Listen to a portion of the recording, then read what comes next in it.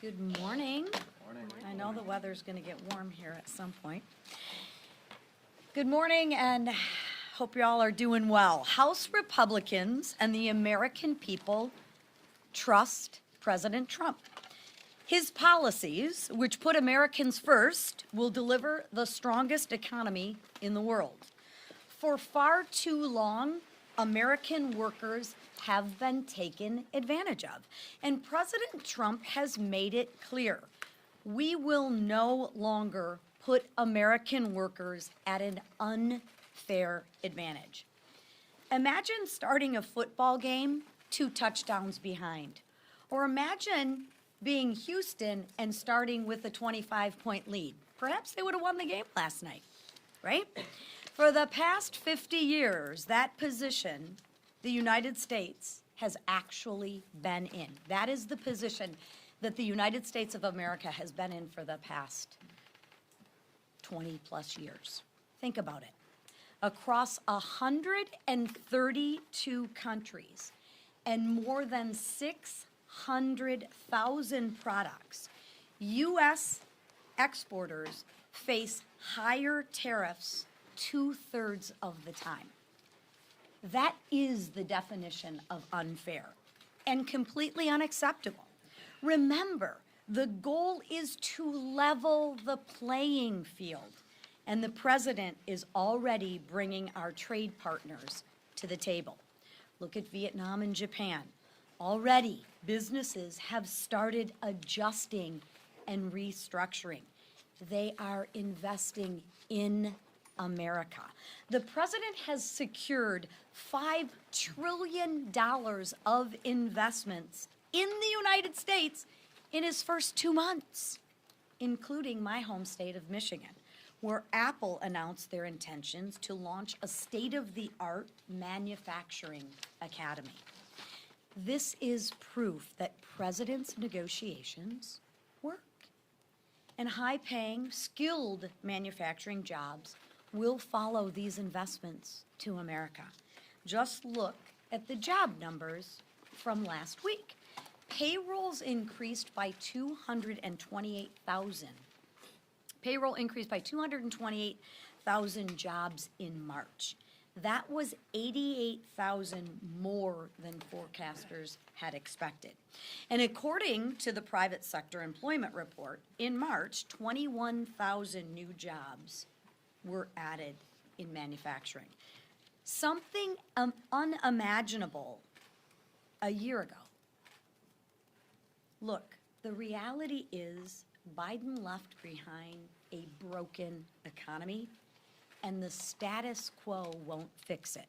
No one should fault President Trump for trying unconventional ways to get us out of this mess, because that's what it's going to take. House Republicans know that President Trump's long-term strategy will pay off. Now, changing gears and moving on to this week in our work to advance President Trump's agenda, Americans expect us to do our job. This week, we need to pass the SAVE Act and secure our elections. Stop rogue judges from stalling President Trump and the American people's agenda. Reverse Biden's disastrous policies and advance our one big beautiful bill, which will help get our economy back on track again and give our markets some certainty. And we said this from the get-go. There may be growing pains, but House Republicans are unified behind our common goal to deliver on the mandate that the American people gave us. And now I will turn it over to the man who will help do that, which is our whip, Tom Emmer. How about that, Alex Ovechkin? Oh, wrong group. Sorry. President Trump's multi-pronged economic strategy to renew the American dream demands congressional action. The stakes are high. House Republicans must work in tandem with President Trump to deliver the agenda that 77 million Americans sent here to enact. House Republicans must also ensure the continuance of the 2017 Trump tax cuts through reconciliation. We're excited, by the way, to host U.S. Treasury Secretary Bessent later today for a roundtable to address the importance and urgency of getting this done. Remember, the Senate version of the budget resolution does not prevent the House from achieving the goals we set for ourselves earlier in this process. In fact, it doesn't mean a thing to the House. We will continue to advocate for the final reconciliation bill to include historic spending reductions while protecting essential programs. But we must act now to bring the process to moving the America First agenda on track. The American people are hungry for economic prosperity. They were denied for 4 long years under Joe Biden and Kamala Harris. Together, the Republican trifecta can deliver that prosperity and return hope of financial freedom to every American. The work ahead will not be easy, but we will get it done. Failure in Congress could mean failing President Trump and the American people, and that is not an option.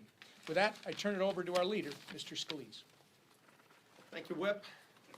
This is a really important week, not just in the House, but for the ability for Congress to join with President Trump and deliver on that agenda that we all ran on. We all know what President Trump said at his rallies, talking about getting America back on track, securing the border, locking in tax rates, no tax on tips, producing more energy in America, getting rules and regulations under control.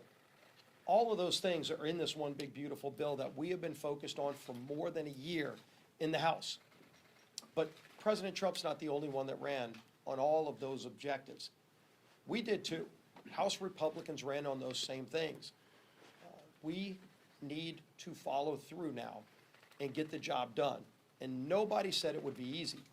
It wasn't easy to get the budget passed a few weeks ago.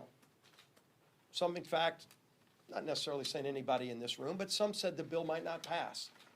And yet we passed the bill without a vote to spare because we know our margins are narrow. But our commitment is firm on getting this done because, as the whip said, failure is not an option. And so today is no different where we are than where we were the same week that we passed the budget over a month ago. There are members that have questions. That's not a surprise. On any big bill we've dealt with, going back to 2017, when we did the Tax Cuts and Jobs Act, there were members who had questions, and our job is to continue answering those questions while moving the ball forward. But it's critical that we advance this agenda, that we don't delay, because passing the budget doesn't end the process, it starts the reconciliation process. We can't even begin reconciliation until the budget's done, and if some people think we can just wait for the Senate to catch up to the House, we could talk all day about the fact that they're not against what we're trying to do, they just haven't gotten to that point. The months of meetings and negotiations that we've had in the House, the back and forth with CBO that we have done, which, by the way, has yielded some really big improvements in the CBO scoring. Some of it is just coming in from the initial scoring from the CBO because we disagreed with their numbers, but we didn't just yell and scream. We went back to them, and we're now getting CBO to give us better numbers on the savings that we'll achieve from things like work requirements and some of the other reforms that we all agree upon. But we cannot delay the country. Can't afford for us to delay a month or longer to wait on the Senate getting where we are. We've got to continue to move forward, and the bill that we have before us allows us to do that. It allows us to achieve all the savings that we laid out in the House bill. It allows us to achieve all the border security we laid out. It allows us to achieve all the things we want to do to stabilize the tax code. But think about this, because people are watching the markets, and that's understandable. There is trillions of dollars on the sidelines, and I've heard this from so many people in different industries all across the country, trillions of dollars that are not looking at tariffs, that are looking to see what Congress does on the tax code. And they're not going to make those investments until they see a stabilized tax code that doesn't expire at the end of this year, but in fact gets renewed for 10 years, ideally permanently, to lock in tax rates so you don't have a massive tax hike on the country. And we need to remove that uncertainty. The president can't do that. Congress needs to do that, House and Senate combined. So the president is all in. You saw his True Social post yesterday. We're all in as well. And yes, members will continue to raise questions. We're going to continue working through that process, but we can't stop the advancement of our agenda. Democrats don't want this economy to turn around, but we do. We ran on it, we're committed to it, and our leader in that effort is our Speaker, Mike Johnson. Thank you. Rarely do I get to raise the podium level, but I'm going to take great pleasure in doing that. Thank you. Yes, that's right. It was too low for me. Everybody knows that for the record. Hey, good morning. Glad to have you all here. It's a very, very busy week on Capitol Hill, as you know. We had a great boost of excitement in the Republican conference meeting this morning. We welcomed our 2 new members from Florida. We were delighted to win those seats handily, and so Congressman Jimmy Petronis and Randy Klein join us. We got them on their committees, and they are joining the team. That team is going to be very busy. As you heard, the recount of sort of what we're going to be working on over the next few days here. Between now and Thursday, the House is going to pass some really important legislation. We'll ensure that only American citizens decide American elections, as you heard. We're going to prevent activist judges from issuing these unconstitutional nationwide injunctions and legislating from the bench, which has become a real problem. And we're going to roll back 2 burdensome Biden-era CFPB rules. This is all common sense issues, and they're things that make sense to the American people. Let me talk about the SAVE Act very briefly. You've heard some about this already. Polling shows that nearly 90% of the American people believe that proof of citizenship should be required to vote. There are few issues in American politics that enjoy that level of bipartisan support. This should pass with a massive bipartisan margin, but watch, it won't.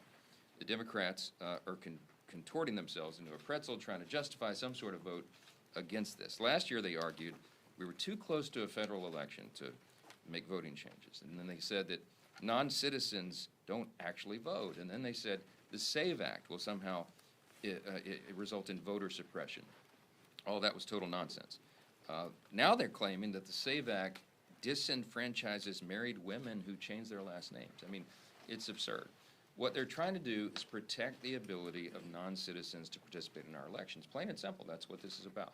And we know it's a crisis because the last administration, as we all well know, opened the border wide, and we had, by some counts, 20 million illegal aliens come into the country, right?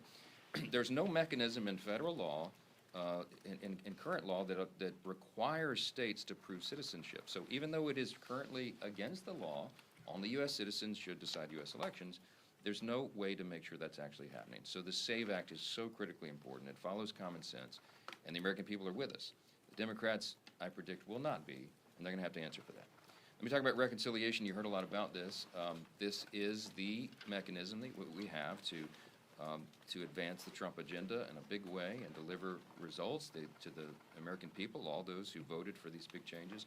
And this week, we're working in the House to advance the Senate's amendment to our budget resolution, as you know. Just to recount this, we've been working on this for over a year. We started this process well before most of the people in this room agreed with us that we would have this moment of unified government where we would have Republican majorities in the House and Senate, and of course the White House as well. And so we started that process. I want to make 4 important points about the Senate's amendment to our House resolution. Number 1, the budget resolution is not the law. Okay, all this does is it allows us to continue the process, begin drafting the actual legislation that really counts, and that's the one big beautiful bill. Number 2, the Senate amendment makes no changes to the reconciliation instructions that we put into the budget resolution. So our objectives remain intact. Number 3, any final reconciliation bill has to include historic spending reductions that we included in our resolution, while also safeguarding essential programs. And you've heard a commitment from us over and over that will happen, and the President has said it himself over and over as well. The 4th point is that reconciliation will be a collaborative process between the House and Senate. You're going to see the Republican Party in both chambers working together as one team. I know that's a rare occasion, and people don't really know what that looks like, but we're actually going to do it this time. The House is not going to participate in an us versus them charade. We won't do it. To secure and accomplish our mission, we got to be working together and rowing in the same direction, and I'm fiercely committed to doing that, and so is Leader Thune and our members on both sides. passing this amendment just allows us to get off the sidelines and get on the field and start this game. It's the kickoff, so to speak, with one of my football metaphors, and we got to get this done. Republicans have an historic, once-in-a-generation opportunity to deliver relief to hardworking families and set our country back on the path of prosperity. The American people desperately need us to take this action, and we will. As we wrote in a letter to our conference this weekend, time really is of the essence. There's a lot of pressure points that are outside of our control but are forcing this action. We're months away from the X-date on the debt limit. The border security resources are being diminished. Markets are unsettled, and the largest tax increase in American history is set to hit families and businesses at the end of this year if we do not act. And for all those reasons, we have no luxury of complacency, and we really don't have time to dither on this thing. So we'll be moving that forward, and you'll see that action this week. Okay, with that, I'll take a few questions. Okay. Mr. Speaker. A question on two tax proposals that are being talked about at the White House. Just want to get your official comment on them. One, a 40% millionaire surtax is still being talked about over there. What's your opinion on that? And the second is an export tax credit to help those who are facing, such as in China, retaliatory tariffs. What are your thoughts on those? Well, look, I'm not going to comment on specific proposals because there's hundreds of them on the table right now, and I don't want to put my thumb on the scale. I mean, generally, we're trying to reduce taxes around here, so that's, that's a general principle. But we'll have to see. We've got a lot of great ideas. The formulation that we'll try to work on and complete over the coming weeks, the next several weeks, few weeks, I hope, maybe several weeks, is to get the point of consensus on all of those different factors and finding the level that will not only, as I said, reduce spending and change the debt trajectory for the country, but also protect our essential programs, and I'm convinced we can do both. So, yes, sir. You mentioned resources for border security. In yesterday's Supreme Court ruling on the Alien Enemies Act, the justices unanimously reaffirmed migrants' rights to a hearing before removal. Should Congress allocate additional funding to the judiciary to address a possible backlog of cases and to ensure potential deportees get due process? Well, due process is an important principle, and of course we support that, and we have to give Customs and Border Patrol agents and everybody involved in the process the resources they need to get the job done. It does require additional resources because we have so many people to process because the last administration opened the border wide, and it's a serious crisis. And I think that was top of mind for most of the people who voted in this last election. We don't know what the specifics are yet. We do applaud the ruling for the Supreme Court. The most important principle that came out of that is that they said that you can't go venue shopping for this. They're going to return that back to the court in Texas where it belonged, and I think that's a very important step. The reason that we're passing the No Rogue Rulings Act this week is because we're concerned about this, what really is a constitutional crisis. And you've heard the stats, but I think it's 62%